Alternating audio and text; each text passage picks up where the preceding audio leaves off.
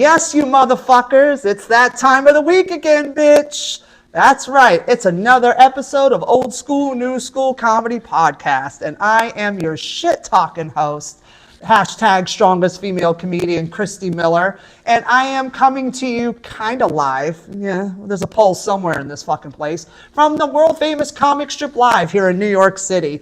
And with me this week is an old friend, and I mean old, I mean she is long in the tooth, people. Can I get, wait, let me get a...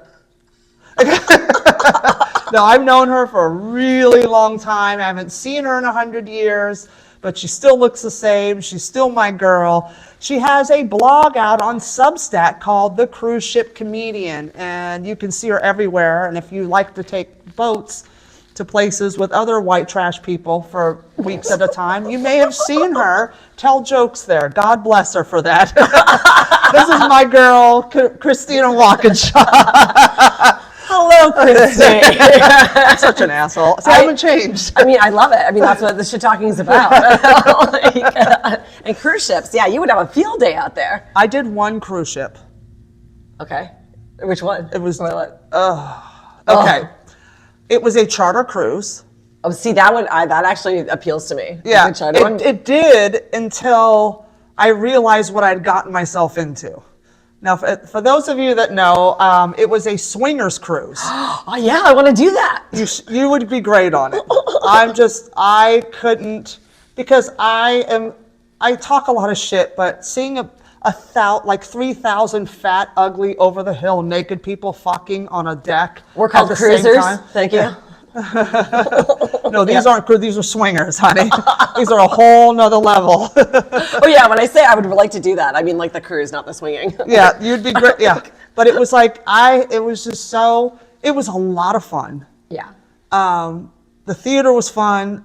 The show, because it was chartered, so Celebrity decided to mix and match all the shows up. So they screwed up the whole schedule.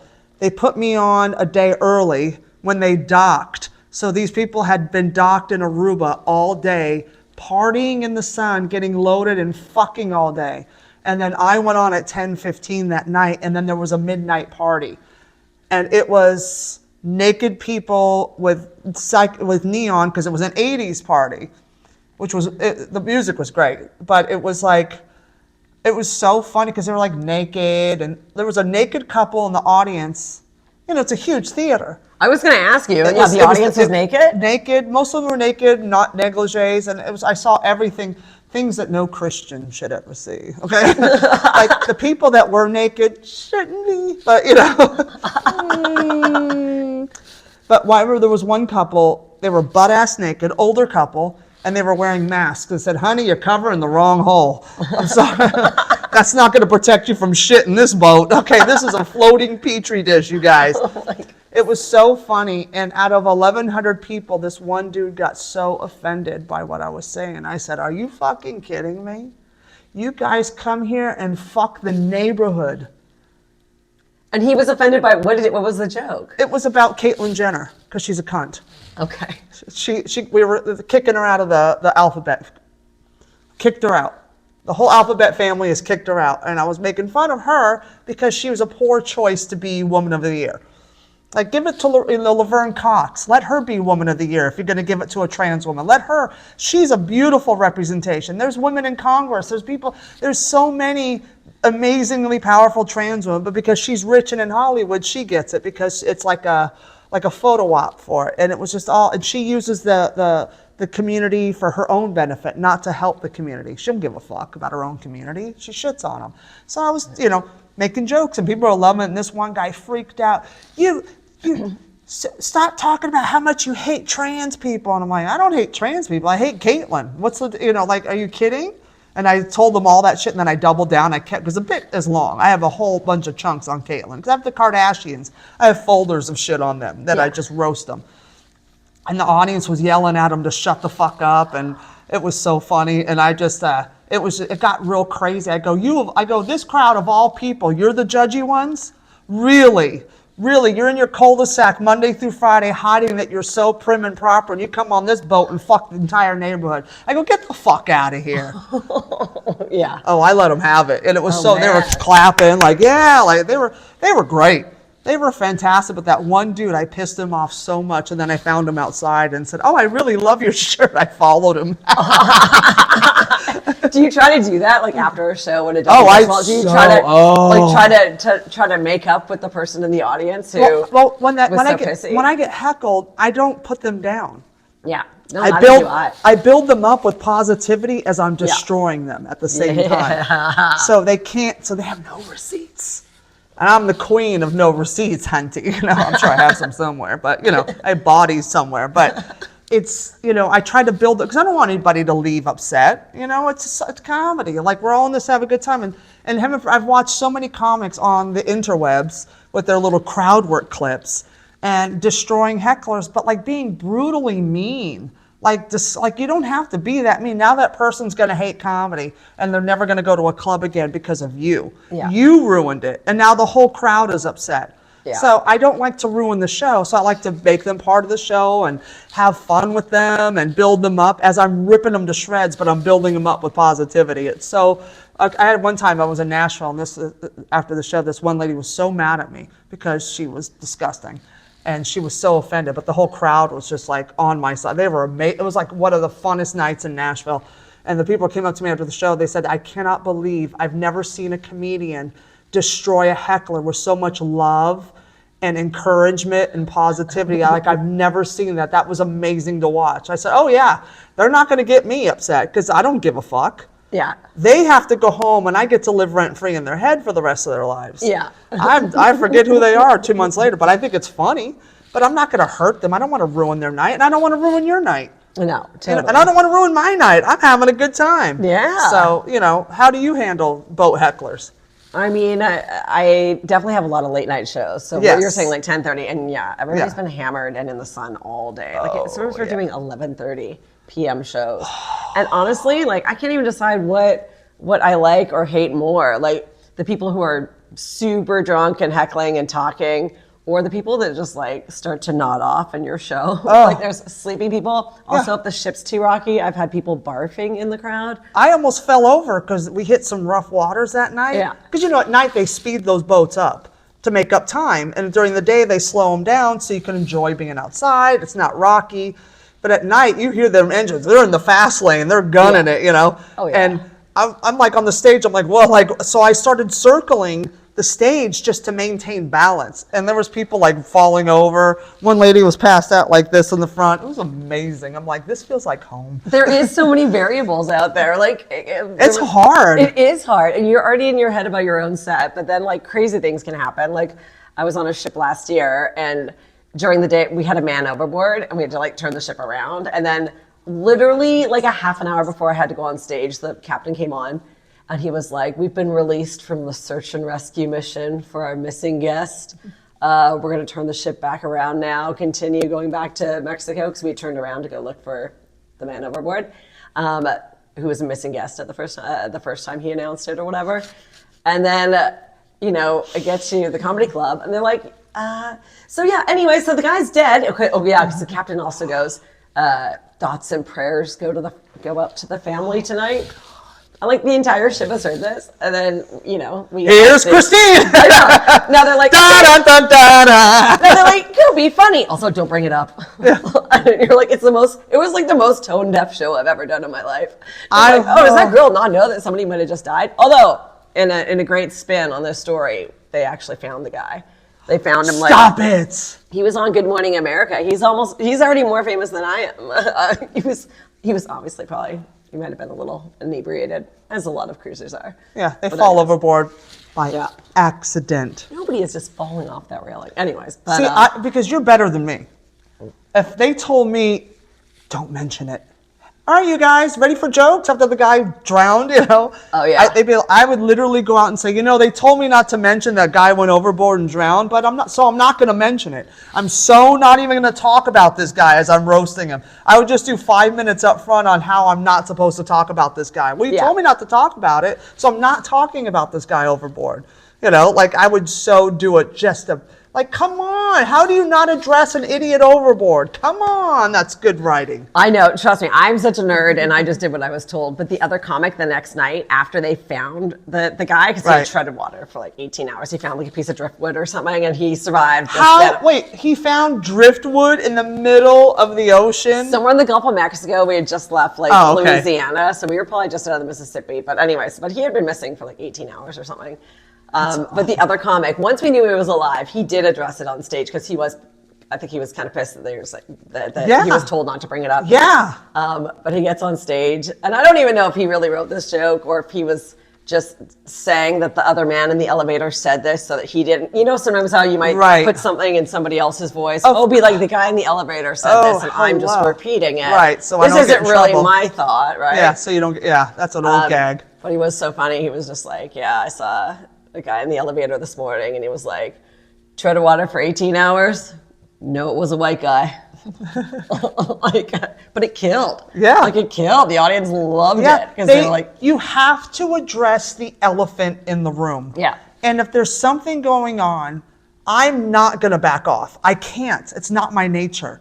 That's what I'm going to talk about. I'm like, fuck the act. I'm going after the elephant in the room. Yeah. And that's what everybody, because I remember I've done it was one night we were out at Governor's. I know I'm name dropping. And shout out to Jimmy. Love you, James. And don't whack me. And and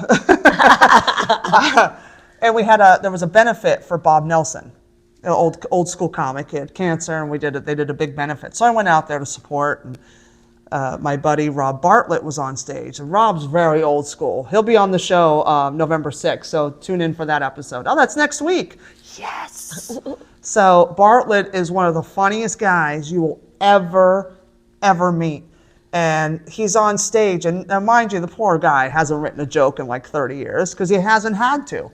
Yeah. He's a big actor. He produced Imus in the Morning for 31 years, so he hasn't had to do stage time, So like his last jokes were like 9/11 jokes, that's how long ago it was. It's so sad. But he's one of the funniest dudes. Like his improv going off the cuff is just, there's nobody like him. He's so magical. So he's doing his act, and it's kind of stagnant, and the fire alarm goes off in the club.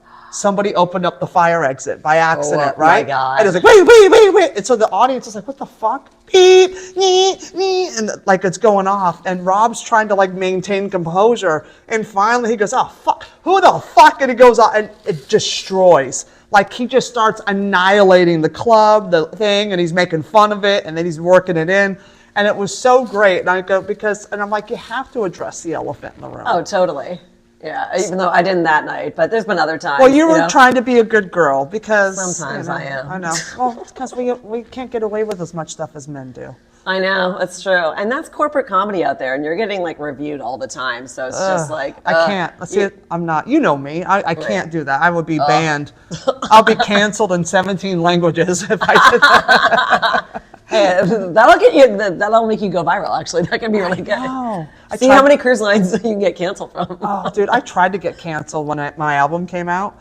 I put a clip up of about women in their 40s and 50s having kids, and you shouldn't, and it's all, the punchline I go, because if you have a baby, the kid's going to come out, bam, and murdered. Like, I had to stop and let people laugh for like a minute straight. Like, I had to pause.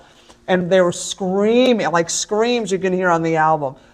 And so I posted that clip. I'm like, oh, that gets viral because I'm an asshole and the album's going to sell. And I'm going to get off. This is fucking great. Right? I'm thinking marketing, right? I only got like 5,000 views. Oh, this is some real shit. You're so funny. Oh my God, you said what we're all thinking. I'm like, oh, you son of a bitch.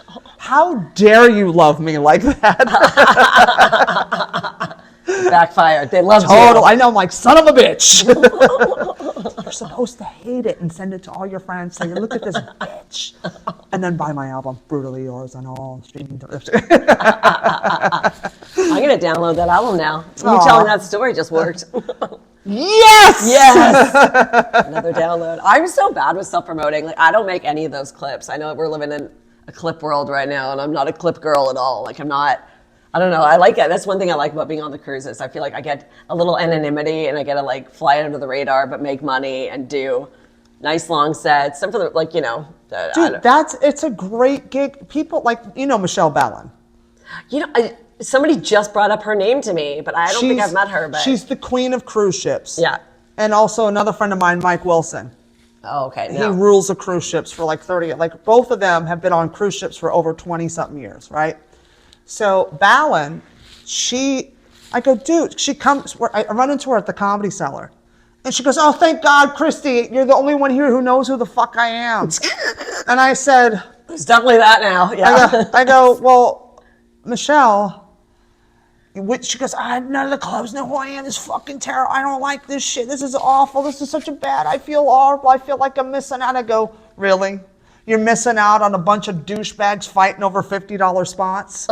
Really? While you're making fucking 4 digits on a cruise ship, doing an hour, seeing the world, being fed, your bills are paid, you have nothing to worry about financially for the last 22 years. I go, get the fuck out. You want to come back and fight for a $50 spot with a bunch of other douchebags for a 10-minute $50? Get the fuck out of here. I'll trade you places.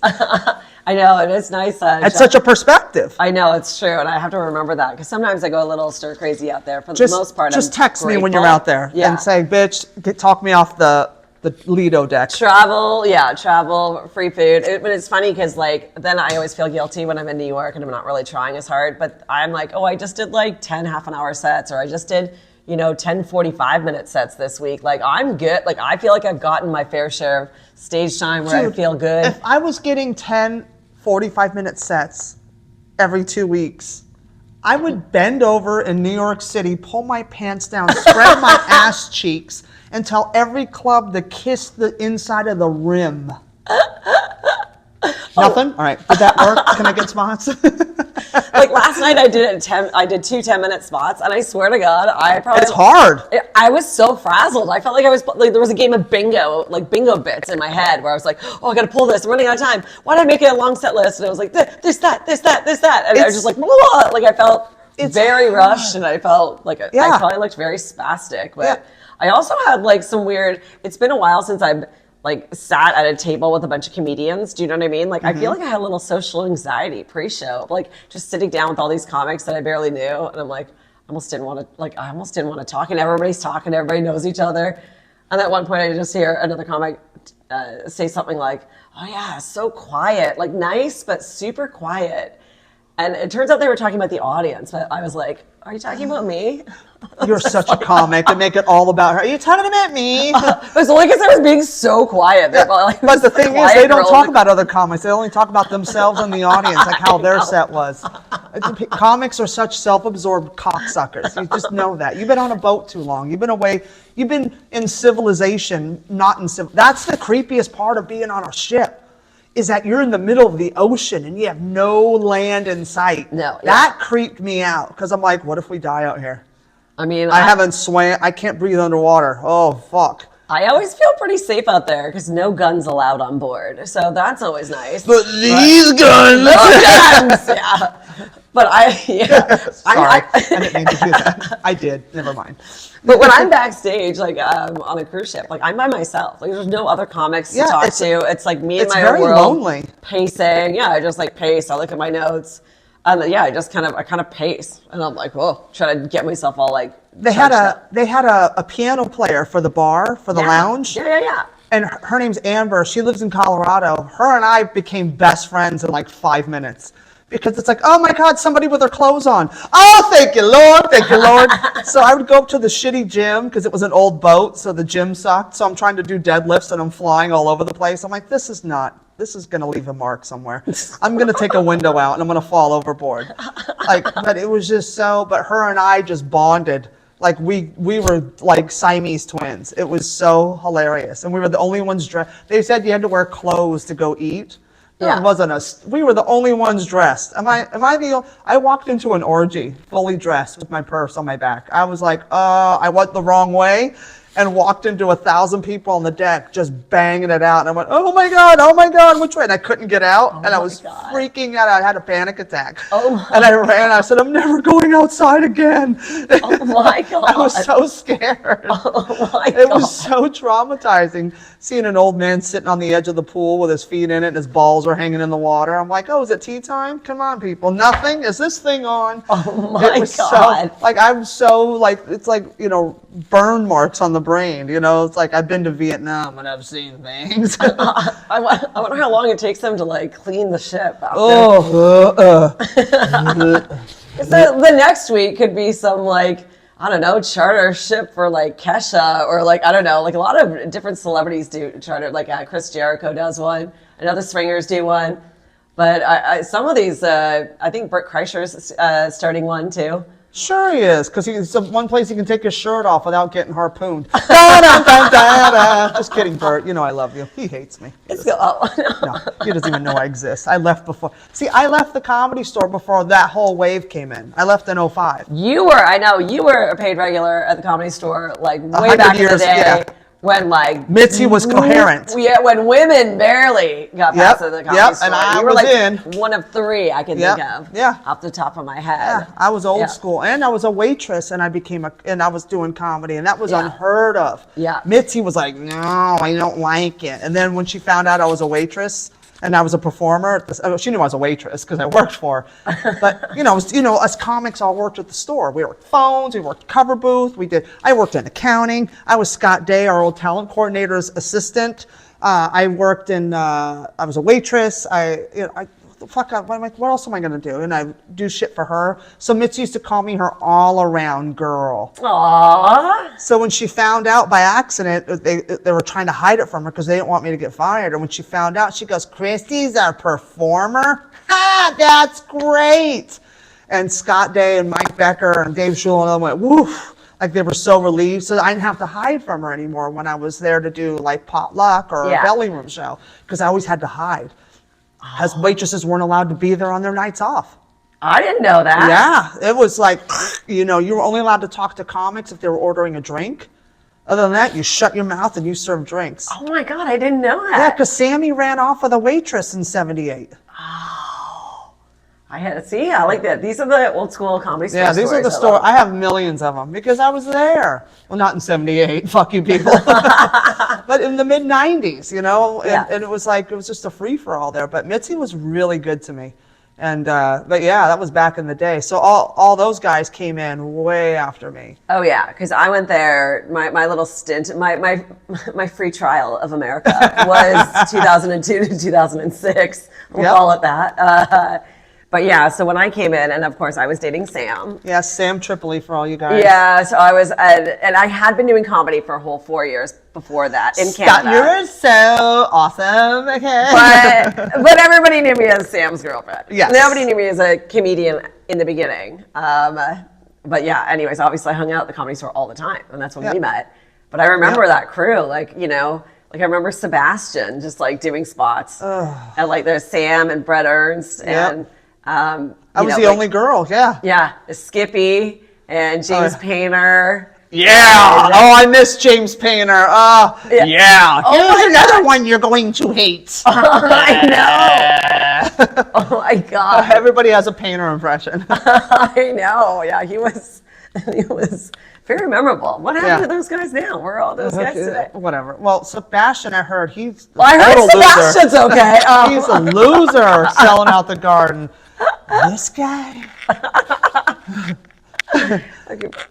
I don't know. I was friends with Sebastian, but I was never friends with Sebastian. I always found him very funny. I'll tell you that. See, I never did because it was too corny. Because I'm a fucking asshole. My brain is warped. So Sebastian was like a nice guy, and I'm like, ugh.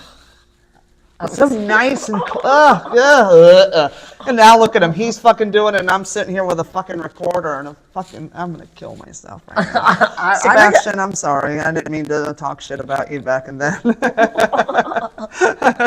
It's the curse. I remember I almost had a showcase, and then I don't know if you remember this. Well, I had the showcase, but then I don't know if you remember this. And I was trying to track down this letter like a couple months ago because I was like, maybe I'll write a blog about this. Right. But do you remember like 2002 or 3 or 4, like some girl wrote an email. She wrote an email basically calling out all these male comics who were being a jerk to her and sent it to 200 agents and managers and casting agents in LA. Yes, do you remember this email? That. Oh my God. Holy shit. Don't you remember that? So then it turned into, oh, by the way, she wrote the email, but she wrote it anonymously. So then it turned into a whole whodunit. And Mitzi was still alive, and everybody was trying to figure out who wrote the email. Like, I remember I did Ari's podcast in Just for Laughs, and he even brought up the email. He's like, seriously, who wrote the email? I'm like, I don't know. Nobody knows who wrote the email. That. But I will tell you this, because I reread... I'll tell you who I thought it was. Oh, okay. So I reread my diary from that time of my life, because that's what I like to do every New Year's Day. I pull the old diary off the shelf, and I read my life from a different phase of it. And I found that part of my life in there. And we all lost our showcase because of that email. Because they're like, no women are getting a showcase until we figure out who wrote the email. So I lost my showcase. Melissa lost her showcase too. I think we're probably the only two that, Melissa McQueen, one of my BFFs. But yeah, we lost our showcase because of that email. So it was kind of funny how this girl was trying to call out these men and stand up for women. And somehow she ruined it for women. In 2003, it actually made it worse. It was like, oh. No, it was like, oh no, that's what happened back then. We only got in more trouble. Yeah, and that's the thing with women in comedy. We have to be twice as funny to get half as far. And it's just the law of the land. Like you never hear someone go, oh no, there's a bunch of funny girls on the show tonight. No, you go, oh, that girl, she's hilarious. The rest of them suck. It's either one or the other. It's never like, oh, they're pretty funny. Yeah. Oh, she's all right. I hear, oh, she sucks. And it's mostly from women. I know. Actually, the first time I ever got picked on, it was from another female comic. Yeah. Yeah. Even though we're good friends now, but in the beginning. Oof. But that's why I think I loved Mitzi so much, because she was very pro-woman. That's what the belly room was for, right? Yeah. Didn't she create that room for female comics? She made it for the female comics because they weren't, I mean, she put them on in the main stages too, but it was all men. It was such a male-dominated world back in the 70s and the 80s that she created a room that I think it gave it more of a safe space for women to go up and not be bullied by these guys, because men will do crazy shit to it. I know you have stories. I have stories of the shit men have said to me over the years as a comic. And it's like, you're just mad because you couldn't follow me, because you weren't as funny. So now you're going to put me down and try to destroy myself. Go fuck yourselves, you losers. And, but it's like, it's so crazy. And then I find being, in December, I'll be 28 years old in this industry. So, and I'm only 29. And I was a year old. I can't, sorry, my math is kind of slow right now. But what year did you start? I started in 97. 95. Oh, yeah, okay. All right. Yeah, so now 95. I know I'm 26 years old. Yeah. Great. That explains me on a cruise ship. Yes, well. That checks out. Right on time. Right on time. But I always find, still to this day, in 2023, and I expected it more back then, and I got less of it then than I do now. It's just that women are more harder on women than men are. And it's because we have a vagina. And men think if you have a vagina, there's still a shot of me sticking my dick in it. Women don't want to fuck you. But they want to be the prettiest girl in the room. Right. So they want to throw you under the bus and be the pretty. I'm like, be the pretty one. I don't give a shit. I mean, I think that was the case when we started comedy, for sure. It's happening now. Still. I don't really. No, it seems like you're so out of it on the boats alone. Yeah, because I'm like, I feel like there's more of a women supporting women community these days. Listen, I will tell you something. I could be wrong. I definitely live in my own bubble. You do live in your own shit bubble, because right now I see it. The more inclusive shows are, the more they exclude people. And they're more worried about checking a box than like supporting people and supporting funny people. I'm like, why are you putting that person on just because they check all the boxes of the woke box? And I'm like, but I know so many comics that fit that description that are really funny, and you're not using them. Because this is my theory. Color me wrong, but I'm going to tell you in 5 years, you're like, wow, Christy, you were right. that they do this so they can go, see, it doesn't work. Oh, wow. Don't We're not going to use them anymore because they just don't do well. And I've heard it, even in road clubs. Yeah, we don't book a lot of women headliners because they just don't do well here. I go, who are you booking? You're not booking me. Who you book? What are you booking? A fucking TikToker with 3 minutes and a fucking sketch video? Yeah. Get the fuck out of here. But that's what they do. They get, I've heard it. Just like, I was like shocked that I was listening to it at this age. That, yeah, we don't book a lot of women out here because, you know, women don't do well headlining in this area. Oh, man. Oh, you know what I think we need? I think we need like a reality show it's like The Voice, but for comedians. And you would only turn around your chair once you heard a funny joke. And it didn't matter what they looked like or if they were checking boxes, as you say. Yeah. It's all about the material. Yeah. You know? But also the material is relevant. The material's, you know, it's subjective. Yeah. What you think is funny may not be what I think is funny. Yes. And what I find hilarious, you probably find offensive. Exactly. Because I'm a piece of shit. I mean, I said exactly like I'm saying. Yeah. That's comedy in general. Like I want to open a club and call it 40 and over. Ooh, If you're not 40 years old and older, you can't perform here. You're too wet around the ears. You're a child. Go back to TikTok. Because I've been told by clubs here in New York City, by bookers, I'm too old. Oh yeah.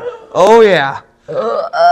And then you cut to the collage of me like Rocky training for the fight, ready to fight Apollo, and I'm like, I'll fuck you up, bitch. You know, Yeah. but it's the ageism will never go away. Everything else will go under the wayside, but ageism is a real big deal here in America. With everything. It's ageism. Like they treat women over 40 like we're washed up garbage. And men can get old, but women can't.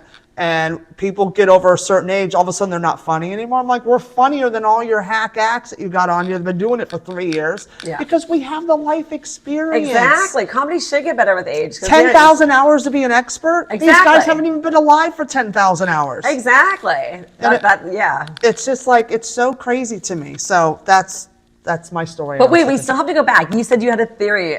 Sorry, I'm obsessed with this email, but now that we bring it up, you said you have a theory as to who it might be.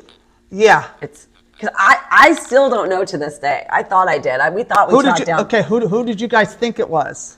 I don't even remember her name. I just remember being at McCormick and Schmick's for happy hour in Beverly Hills and talking to a lawyer beside me, and he was like, I actually have when I said I was a comedian, he's like, I have a class act lawsuit against the Comedy Store right now for sexual something, whatever.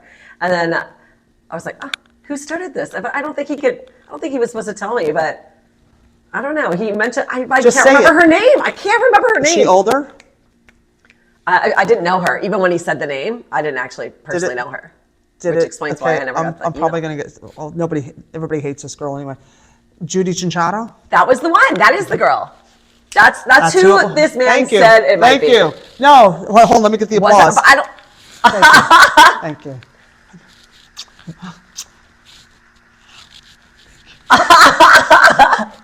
But I don't know. But then Rosie Tran, I saw her a few years ago, and I brought it up again. I forgot about that thing. I was like, who? I was like, who wrote the email? But she had a different theory. Who? I don't know. She said, I think it's Chinchado. I can't tell you who, but it was like a guy. It was like a gay guy sticking up for the girl who actually wrote the email. But it's true. If you read it, it could still be, the voice could seem like it's coming from a woman, but it could have been the gay guy. Can you imagine? A good twist on this story. Unless she had somebody write it for her because she's illiterate. Which I don't know. I don't know this Judy person. Yeah, she probably hired somebody to write it. Oh my God. Could have been a gay lawyer. It was West Hollywood. Right? It's kind of redundant to put gay in front of anything out there. Just kind of a waste of an adjective. I want some confirmation if it really was this girl. We got blamed for it. Like, I think Tracy got banned from the Comedy Store for a while. Tracy who? McDonald, because they all thought Tracy wrote it. Hilarious. I knew there was no way she would have something with no typos in it. So I was like, oh, it wasn't Tracy. I know. No, Tracy. it's who I said it was. Yeah, maybe, but I still don't know. Because she even went to Mitzi and said one of the comics who's a staple at the Comedy Store, who was probably one of my favorite people, one of the two favorite people at the Comedy Store, that he choked her in the parking lot and he didn't even touch her. And she tried to get him thrown out and she got banned. And he got rewarded and protected because Mitzi's not stupid. She knows. I mean, even though she was losing it towards the end, but She knew that woman was so ahead when it came to people and quirks and nuances and bullshit and their hangups and all this other crap, insecurities. She knew people, so especially comics. Yeah. She knew our brains and how we were wired and what would lead to what. She knew he didn't do that to her, so she banned her instead. Holy shit. See, there's so many stories. You should write a book, man. Because A lot of people want me to write a book, and people want me to write a book about all my Mooney stories. Oh yeah, all my years with Paul Mooney. That would be so interesting. Because I have stories with him, because he was like a dad to me. Aww, I know, see? I miss him so much. But homie. But yeah, so. Okay, well, we need. I still want somebody to confirm it was this. Okay, I want to Judy character. It was. But back to you. No, okay, this is it. This is a huge mystery, just right? like, oh. So you guys do your sleuthing out there. But I want to know more about you and what made you want to be a comic. What made you start comedy? What made me start comedy is I was going to school for journalism in Ottawa in the late 90s. So I love writing. There's the actual seed that's planted is I love writing. Dun, dun, dun. And then in my second year of university, just this cute fraternity guy with the nickname Spicoli told me I should do stand-up comedy. And I was like, oh. And at the time, I'd only seen one female comic on TV, and her name obviously is Wendy Liebman, and I loved her. And I was like, I would love to do stand-up comedy. I love Wendy Liebman. Oh my God, I love her too. She's definitely people the looked at me and said, "Lady, die," and they were just telling me what to do. So, anyways, yeah, exactly. Oh my God, she's the best. Yeah. Yeah, she the classic, like, I like old-fashioned guys, guys who open doors for you, and guys who pay for sex. And I had a traditional high school upbringing because my boyfriend was on the football team. And, oh, no, never mind, I already fucked it up. Anyways, that's good. Yeah. It turns out I can only do my jokes, which is, hello. That's a good place to be. Anyways, I loved her, but she was like the one comic I remember seeing on TV. Sure. And the guy, Spicoli, he made it so easy for me too. He was like, there's Yak Yaks. There was one comedy club in Ottawa at the time. That's Ottawa, Canada, people. Well, that's right, from the motherland. You're like, what part of Brooklyn is that? I know. And can you imagine living in a time where there was only one comedy club in a city? One place to even do, like not even like a bar show. Like, it was just Yak Yaks, but I literally called the comedy club and I was like, hi, I want to get on stage. And she was like, okay, well, here's what you're going to do. You're going to come down on Wednesday night and watch New Talent Night. We'll comp you and a guest in. And then after you watch the show, if you think that you can do it or you want to do it, then you call in the first Tuesday of every month and you give us avails, and then we'll give you, up to 2 spots a month. So that's where I started. But I did. Canadians are so nice. This was the late 90s. Now they're probably like, they would never pick up the phone. Just like. But even in the late 90s, we never picked up the phone. I mean. Like at the Comedy Store, we're like, who the fuck are you? We got plenty. Get the fuck out of here. There's an open mic. Go kill yourself. All right. No. We're such assholes. It did get a lot more vicious once I moved to LA. But still, even in that era that I was there, like 2002 to 2006, it still wasn't as crazy as it is today. Like today, it seems like everybody wants to be a comedian. And back then, it was just like anybody who like couldn't sing or couldn't act. And I'm like, well, I guess we'll go do this. We'll do this. Like, and then, but back then, we didn't have social media, so you had to be funny to get booked. Like, you got booked off word of mouth. Yeah. Like, oh, I heard about, dude, do my room, or do this. Because we started, laundromat shows, coffee shop shows, bar shows, strip joint shows. We did shows everywhere because that's when the comedy slump hit in the late 90s. So we were just like scrounging for anything. Yeah. But so you were in LA for 4 years. So why did you have to go back to Canada? It was weird. See, initially when I went to LA, I never went for work, technically. I had only really gone because I met a guy in a nightclub in Las Vegas who convinced me I was his soulmate. And I was like 23. So obviously I did what anybody would do. And I would just like... You're like, whatevs. Yeah, I just like... got rid of my apartment, my job, everything I owned, and I moved to Huntington Beach, California for a dude. I mean, did I get the administrative work done beforehand? No, I certainly did not. She got deported, ladies and gentlemen. We deported a white blonde back to Canada because that's how fucked up we are. Basically, Nobody is safe, okay? It's not just brown, okay? It's this. And if you go with her and go speak English, well, she does. I found a loophole in white privilege, you guys. I fell down that rabbit hole. Oopsies. Turns out we really do have to get our shit together in order to live in America, which I do. I have my papers now. But it's legal. It's funny because, like, I remember going through the border once after that happened, and I was just going down to shop in, like, Detroit, and we're at the border. We got pulled over, and the woman looks at me and my friend and goes, "Have either one of you guys ever been denied entry to the United States before?" And I go, "Yep, it was a good bust." She burst out laughing. She was like, "Oh my God." That's amazing. She was like, "I guess you're too honest. Let's go." She was like, "Yeah." I think she was shocked that I was so honest, and she burst out laughing to the point where like everybody just looked over at us, and then she was like, "Go sit down." And then I sit down for like another like 5 minutes, whatever. She brings me back up. She goes, "You know, you shouldn't joke at the border, right?" And I go, "I wasn't." That was the truth. She's like, "Have fun shopping." Yeah. And then but yeah, that was an emotional time in my life. I'll write about that at some point in my blog too. But sometimes I what's your blog called again? It's called The Cruise Ship Comedian, and it's on Substack. And I'm really glad that I'm telling everybody that I'm writing it because I'm way overdue for a new post, and I have so many crazy stories. I know, now I have to. And then most of my stories, some of my stories are dark and fucked up, but like some of them are fun. Like I'm definitely at a point in my dating career now where I get to be like, "You're not my first dueling piano player." You know, like there's another breed of people that we're hooking up out there. It's very below deck, only way less glamorous. But I have a boyfriend now, but my stories are. Well, her below deck takes the E out of below, and it's just blow deck. Hold on. I'm here all week, ladies and gentlemen. Just call this episode Below Deck. That's what it's going to be called. I love it. I'm going to put a little X part from the E.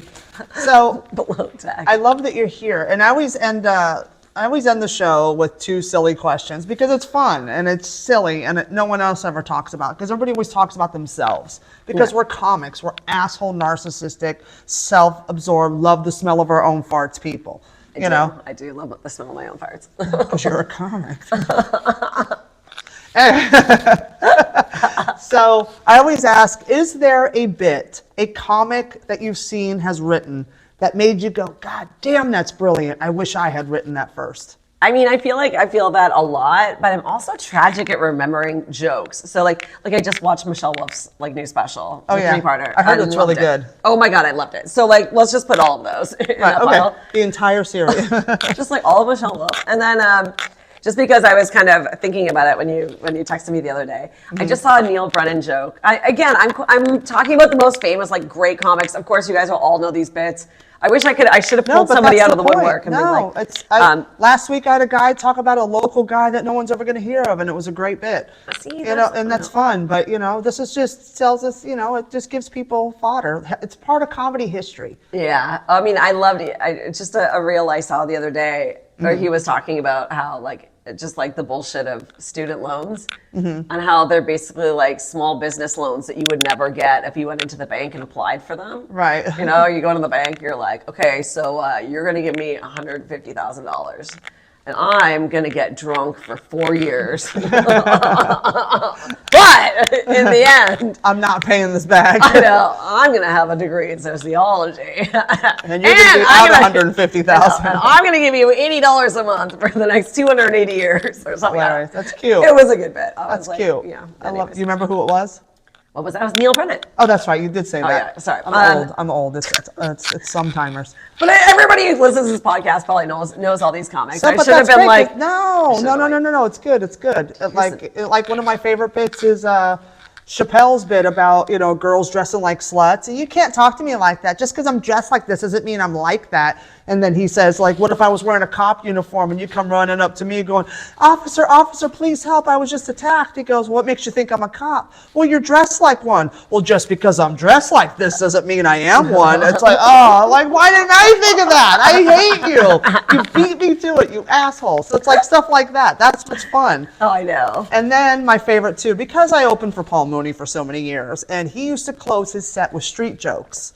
But he would Mooney-ize them. So, and all of us comics like to tell street jokes and stuff. I think they're fun because they're stupid. And like friends of mine, when we go on the road or whatever, and we're sitting around in the green room, we try to think of the dumbest street joke to make each other laugh. Like what's going to make everybody crack? So do you have a go-to street joke that you love? Okay, so the only ones I can really think of off the top of my head They're so stupid, but It's the best.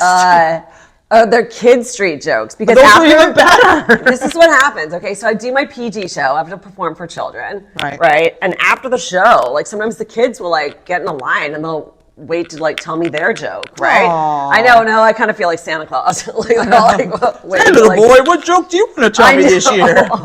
So they always come up to me, they tell me their joke, I like high five them. I'm like, oh my God, good for you. But Do you let them sit on your lap? No, just Feel them up. Oh, sorry, it was a wrong bit. Sorry, my bad, wrong show. Christina, they'd like to, HR would like to see you. No, but usually the jokes are like, they're kid jokes, obviously. These kids are definitely under like 10 years old, I'd I know, say. but those are the best. So but for an example, a kid will be like, okay, so what did the ocean say to the beach? And I'll be like, what? And then, he'll be like, oh, nothing, it just waved. And then I'm like, oh my God, see, I know, kids' material is terrible. They're awful. That's awful, but that's my new closing bit. I know, they're awful. But then this girl came up to me a few months ago. All right, she was 10. I was like, how old are you? And she's like, I'm 10. And then I was like, and what's your joke? And she goes, what's worse than ants in your pants? And I go, what? And she goes, uncles. And the dad is behind her just like clapping, so proud of his little girl and her dark joke. And I was like, oh my God. Oh my God. That's good parenting, ladies and gentlemen. That is brilliant parenting. At least I think it was the dad. Maybe it was the uncle. And he was like this. He's in her pants. Wait till I get in your pants, little girl. God damn it. That's what he told her as he was pulling her pants down. Nothing, people? Yeah. Oh my God. It's great. I love it. Before we go, the first joke I ever told, I got slapped in the face by my mother too. I was like 5. And my mom goes, you want to tell me a joke? And it was a joke. I didn't know what it meant because I'm 5 years old. Like, what do I know at 5? And I go, okay, I have a joke. And my mom, and everybody's sitting around, okay, Christy, tell your joke. And I go, what's the difference between a chicken and a whore? And my mom, her eyes get real big. She's like, what? I go, a chicken says cock-a-doodle-doo and a whore says any cock will do. And I didn't know, I thought it was a cockle-doo. I thought it was a word. She fucking, bam, right upside the head. And I didn't know what I did wrong because I didn't know what it meant. And now I know what it meant. And Oh my God. I deserved it. So, I love you so much for being on the show. Love you so much. Thanks Tell for having everybody me. where they can find you on the social webs. So on the social webs, I'm not on TikTok again. Me either. I'm banned. Yeah, I just Well, don't not care. banned. I just don't care. I don't care. But I like writing. So Substack, Christina Walkinshaw. I am on Facebook, Christina Walkinshaw, and my favorite, I do Instagram. I like Instagram stories. I love the shit Instagram. that disappears every day. That's my favorite, Instagram stories. And I'm at Walkin' Sauce. Yes, she is. That's a nickname I got from Ben Glebe back in those days. Walkin' Sauce. That's And it hilarious. stuck. It's all my handles. And I guess on Threads, but I post a thread like once every 2 months when I I remember. forget Threads about is it. a thing. Me And I'm too. like, what? I have a loose thread? What's happening? I know. All right. All right, you guys, that's our show. Don't forget to follow us on Instagram at Old School New School Comedy, spelled with a K, not a CH, because we're fucking retarded. And can we still say that? All right, never mind. Who cares? It's our Your show, your rules. That's right. My house, my rules. I am white. I have rights. No, I'm just kidding. Like, what? You can follow us at Old School New School Comedy. You can follow me everywhere at CHRISTYMillerComedy. And don't forget to like, subscribe, and share the show. See you next week.